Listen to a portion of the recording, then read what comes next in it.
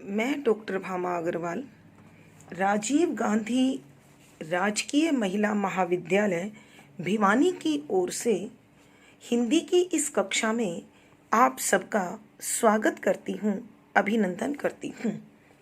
आइए प्यारे बच्चों, आज हम सूरदास जी द्वारा रचित रूप माधुर्य के पदों का अध्ययन करेंगे। पद है: शोभा सिंधु न अंत लहीरी, नंद भवन भरी पूरी उमंगी चल, ब्रज की बीथनु फिरती बहीरी, देखी जाई आजु गोकुल में, घर घर बेचही फिरती दहीरी, कह लगी कहूँ बनाई बहुत विधि, कहत न मुख सहसहु निबहिरी, जसुमती उदर अगाध उददीते, उपजी ऐसो सबनि कहीरी, सूर श्याम प्रभु इंद्र नीलमणि, ब्रज बनिता उर लाई गहीरी। प्रसंग: प्रस्तुत पद हमारी हिंदी की पाठ्य पुस्तक मध्यकालीन काव्य कुंज में संकलित भक्ति काल की कृष्ण काव्यधारा के सर्वश्रेष्ठ कवि सूरदास जी द्वारा रचित रूप माधुर्य के पदों से अवतरित है।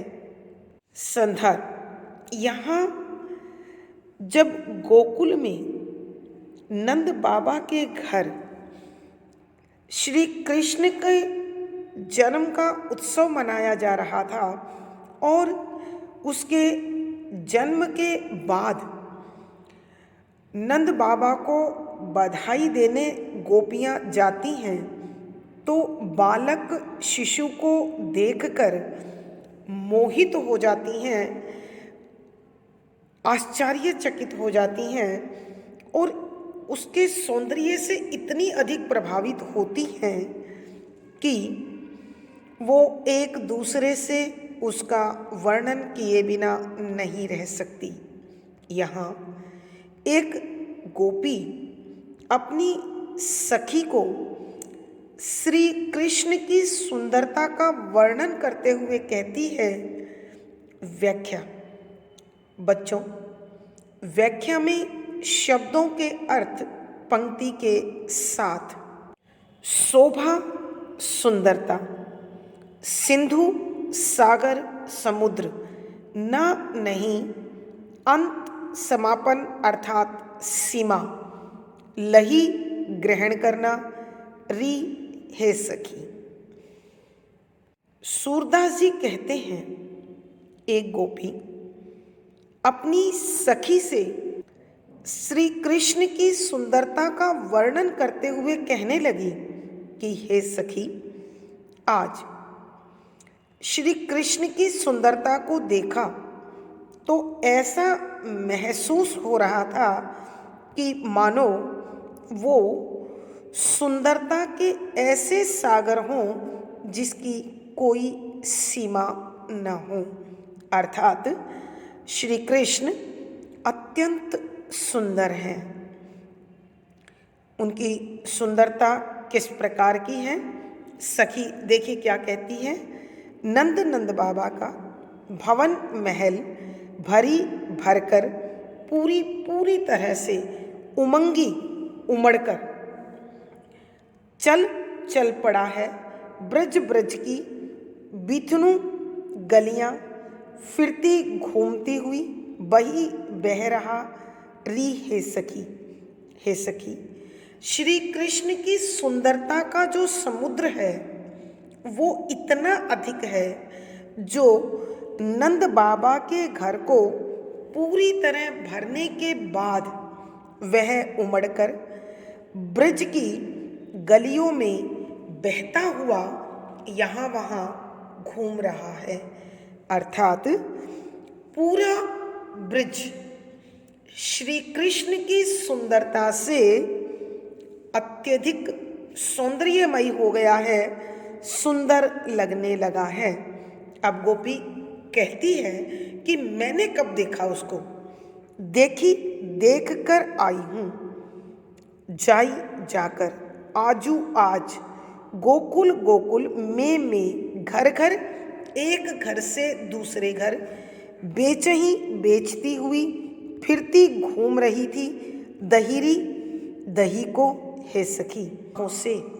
गोकुल में जब मैं दही बेचती हुई घर घर घूम रही थी तो अपनी इन आँखों से स्वयं उस सुंदरता के सागर को देखकर आई हूँ।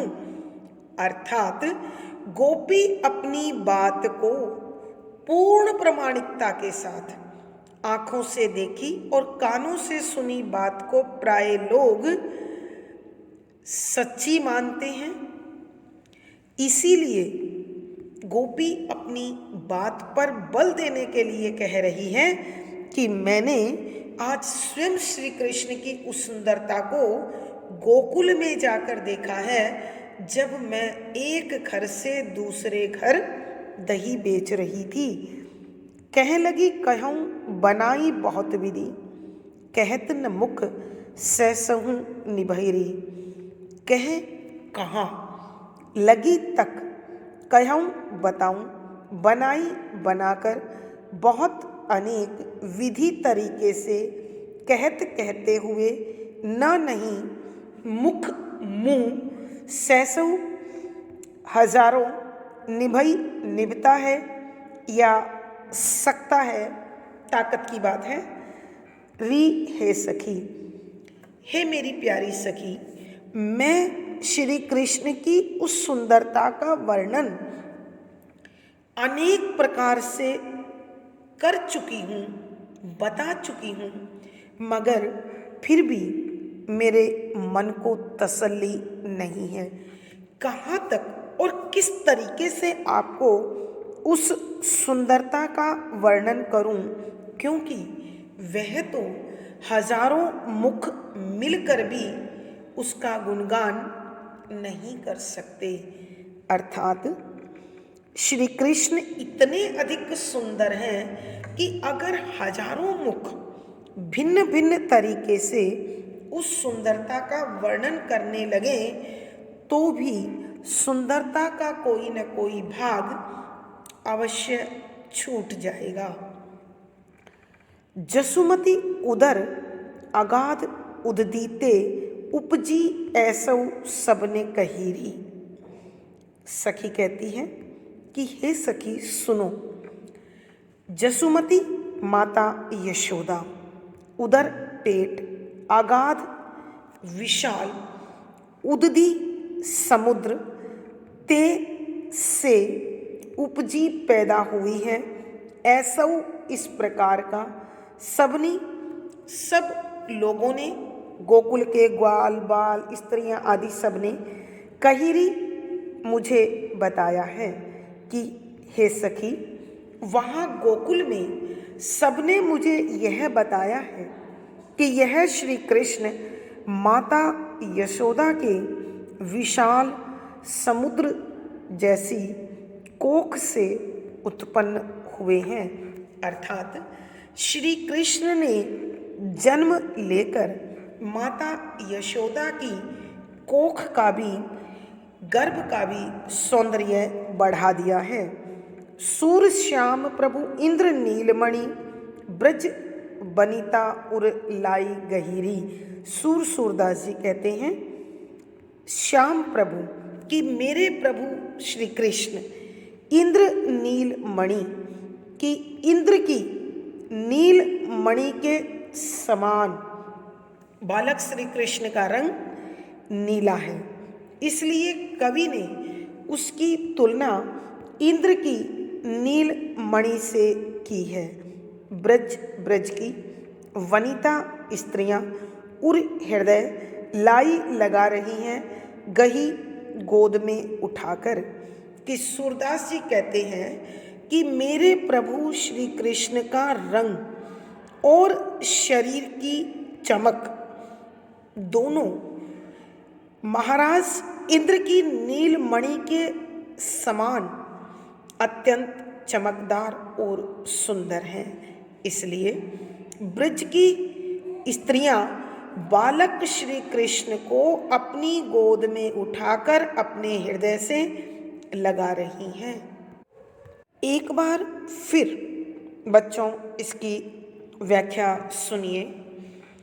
एक गोपी जो गोकुल में दही बेचने के लिए गई थी, जब लौटकर अपने गांव आई तो अपनी सखी से कहने लगी कि हे सहेली सुन, श्री कृष्ण की सुंदरता के सागर की कोई सीमा नहीं है।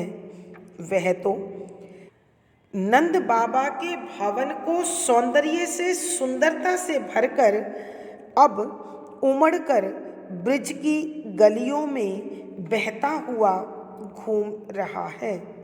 आज मैं जब गोकुल में घर घर दही बेचती हुई घूम रही थी तो स्वयं मैंने अपनी आँखों से सुंदरता के उस सागर के दर्शन किए हैं कि हे सखी, मैं इस सुंदरता का वर्णन बताओ इस एक मुंह से किस प्रकार कर सकती हूँ।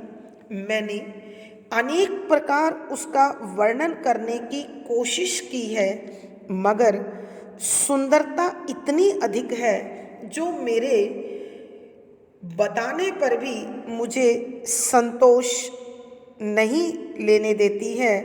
मेरी दृष्टि में यह सुंदरता इतनी अधिक है कि हजारों मुंह भी एक साथ उसका वर्णन करना चाहें तो नहीं कर सकते हैं।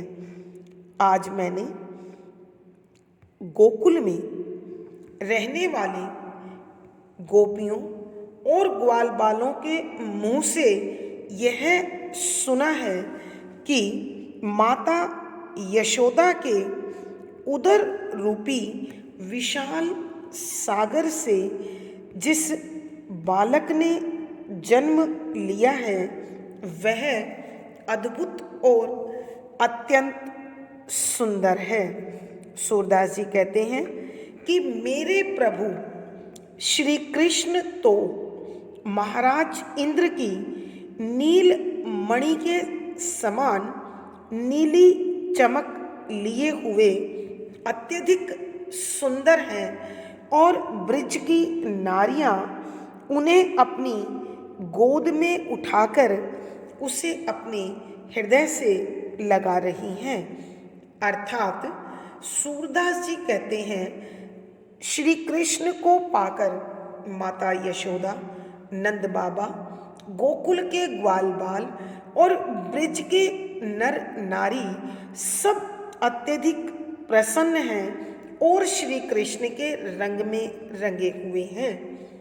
भावार्थ कहने का भाव यह है कि श्री कृष्ण के जन्म के बाद समूचा गोकुल और ब्रज नगरी श्री कृष्ण की सुंदरता, उनकी बाल्यावस्था और उनके नटखट स्वभाव का आनंद लेकर प्रसन्नता से झूम रहे हैं, आनंद महसूस कर रहे हैं।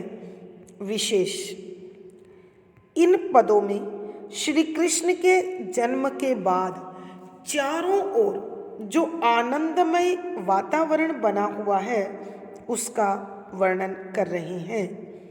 शुद्ध साहित्यिक ब्रज भाषा का पद है, वात्सल्य रस है, माधुर्य गुण है, तुकांत छंद होने के कारण गय शैली और संगीतात्मकता बनी हुई है। यहाँ अलंकार देखें बच्चों, बार बार गोपी री री री पुकार रही है, अर्थात संबोधन अलंकार है। शोभा सिंधु अनुप्रास अलंकार भी है। यहाँ ब्रज की बीतनी फिरती बहिरी की अपने आप बह रही है सुंदरता, मानवीकरण अलंकार है। यहाँ उपमा रूपक आदि अलंकारों का सुंदर सटीक प्रयोग हुआ है। अगला पद देखिए बच्चों, श्याम हृदय जल सुत की माला अति ही अनुपम छाजेरी मनहु बलाक पांति नव घन में यह उपमा कछु भ्रांजेरी पीत हरित सित अरुण मालबन राजत हृदय विशाल री मानहु इंद्र धनुष नभ मंडल प्रगट भयो तेहि काल री भृगुपद चिन्ह उरस्थल प्रगटे कौस्तुभ मणि डिंग बरसई री बैठई मानो शट विदु एक संग अर्ध निशा मिली हर्षे री भुजा विशाल श्याम सुंदर की चंदन खोरी चढ़ाए री सूर सुभग अंग अंग की शोभा ब्रज ललना ललचाए री। प्रसंग पूर्ववत, संदर्भ भी पहले जैसा ही है।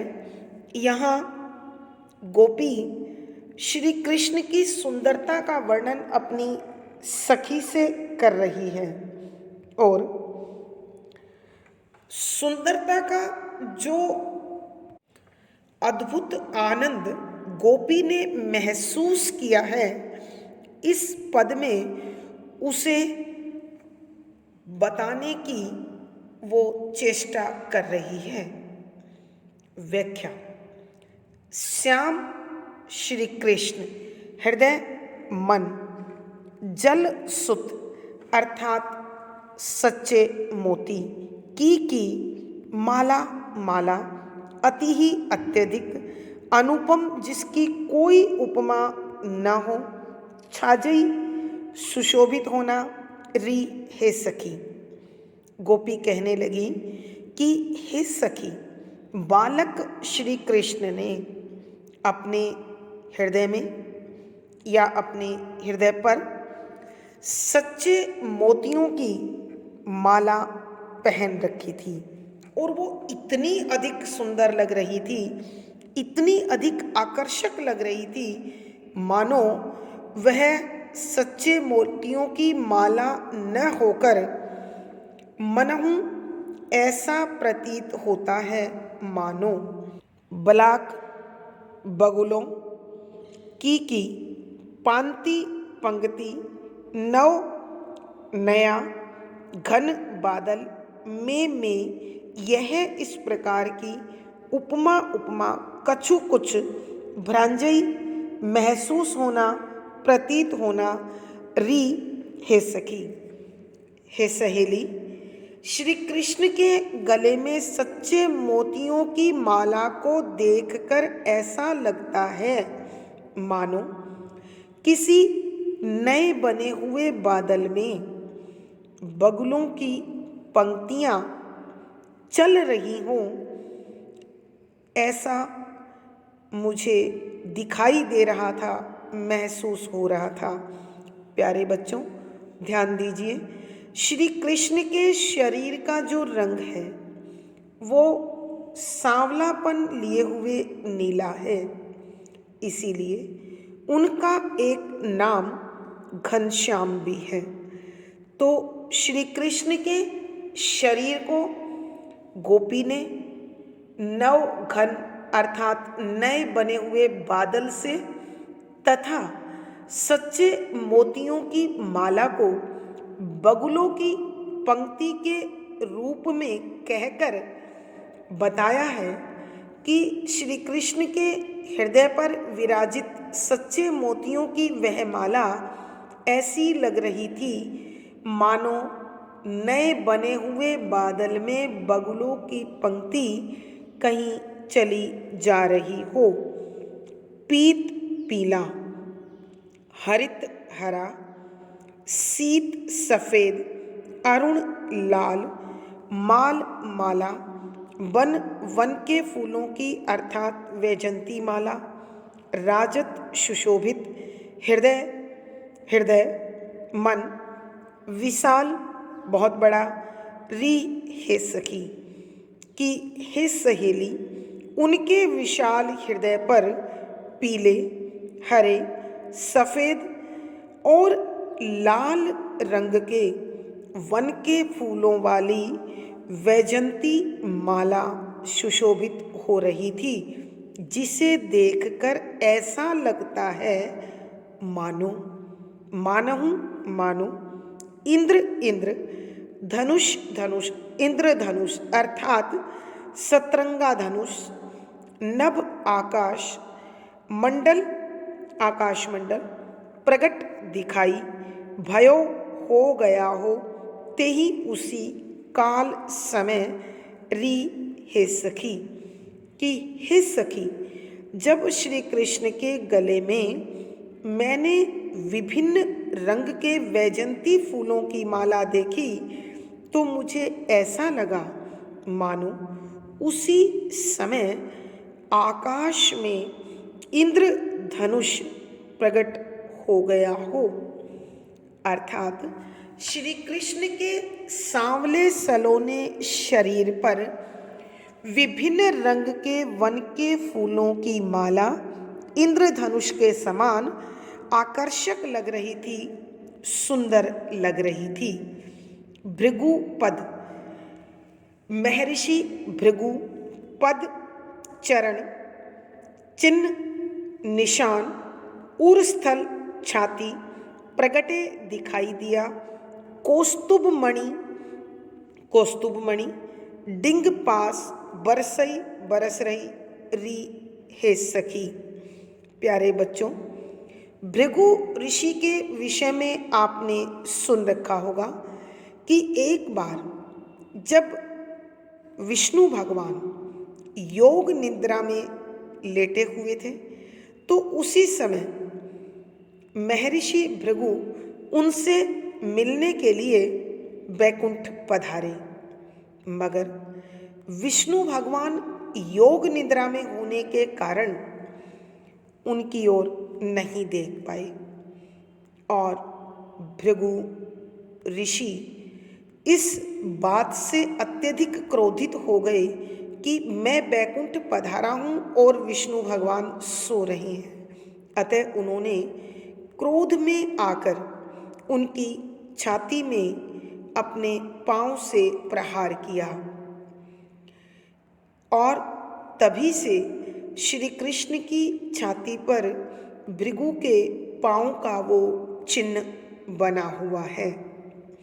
तो यहाँ गोपी अपनी सखी से बताती है कि हे सखी, श्री कृष्ण के हृदय पर मुझे भृगु के पैरों का निशान दिखाई दिया और उसके पास ही कौस्तुभ मणि जो समुद्र मंथन से निकली थी और श्री कृष्ण अर्थात विष्णु ने अपने गले में धारण की थी, यहाँ उसी का जिक्र कर रही है गोपी कि वह कौस्तुभ मणि मुझे भृगु ऋषि के पाँव के निशान के पास ही चमकती हुई महसूस हुई, अत्यधिक आकर्षक लग रही थी, जिसे देखकर ऐसा लगता था बैठे बैठे हुए हूँ मानो षट छह विधु चंद्रमा एक एक संग साथ अर्ध निशा आधी रात के समय मिली मिलकर हर्षई प्रसन्न हो रहे हूँ री हे सखी। महर्षि भृगु के चरणों के पास जो कौस्तुभ मणि चमक रही थी उसे देखकर ऐसा लगता था मानो आधी रात के समय 6 चंद्रमा एक साथ बड़ी प्रसन्न मुद्रा में बैठे हुए हों और सुंदर लग रहे हों, आकर्षक लग रहे हों। भुजा विशाल श्याम सुंदर की चंदन खोरी चढ़ाई री। भुजाएं विशाल बड़ी बड़ी श्याम सुंदर श्री कृष्ण की चंदन की खोरी लेप चढ़ायरी चढ़े हुए थे कि श्री कृष्ण की उन विशाल भुजाओं पर चंदन का तिलक लगा हुआ था जो बहुत सुंदर लग रहा था। सूरदास जी सुभग, सौभाग्य देने वाला या अत्यंत सुंदर, अंग अंग, हर अंग की शोभा सुंदरता, ब्रज ब्रज की ललना स्त्रियां ललचाई हुई दृष्टि से या भावुक होकर देख रही थी। री हे सखी, सूरदास जी कहते हैं कि सबको सौभाग्य प्रदान करने वाले श्री कृष्ण के हर अंग की शोभा को देखकर, सुंदरता को देखकर ब्रज की गोपियां उसकी सुंदरता पर मोहित हो रही थी। उसे अपनी गोद में लेकर उसे अपने हृदय से लगाने के लिए बेचैन हो रही थी। एक बार फिर प्यारे बच्चों, पूरे पद की व्याख्या सुनिए। एक गोपी जो गोकुल जाकर आई है, अपने गांव लौटकर अन्य गोपी को श्री कृष्ण की सुंदरता का वर्णन करते हुए कहती है कि श्याम हृदय जल सुत की माला अति ही अनुपम छाजेरी, कि श्री कृष्ण के हृदय पर सच्चे मोतियों की माला अत्यधिक सुंदर लग रही थी, जिसकी कोई तुलना उपमा मुझे समझ में नहीं आ रही है। उसे देखकर ऐसा लगता था मानहु बलाक पांति नवखन में यह उपमा कुछ भ्रांजेरी, कि मुझे यह उपमा महसूस होती है, प्रतीत होती है, मानो नए बने हुए बादल में सफ़ेद बगुलों की पंक्ति चली जा रही हो और पीत हरित सित अरुण मालबन राजत हृदय विशालरी, मानव इंद्र धनुष नभ मंडल प्रगट भयोते ही कालरी, की हे सखी, जब मैंने श्री कृष्ण के विशाल हृदय पर पीले, हरे, सफ़ेद और लाल वन के फूलों से बनी हुई वैजंती माला को देखा तो ऐसा लग रहा था मानो उसी समय आकाश में इंद्र धनुष प्रकट हो गया हो। भृगुपद चिन्ह उर स्थल प्रगटे, कौस्तुभ मणिडिंग बरसेरी, बैठे मानो षटविदु एक संग अर्ध निशा मिली हरसेरी, की हे सखी, मैंने श्री कृष्ण के हृदय पर भृगु ऋषि के पांव के निशान के पास जब कौस्तुभ मणि को देखा, कि हे सखी, जब मैंने श्री कृष्ण के हृदय पर महर्षि भृगु के पांव के निशान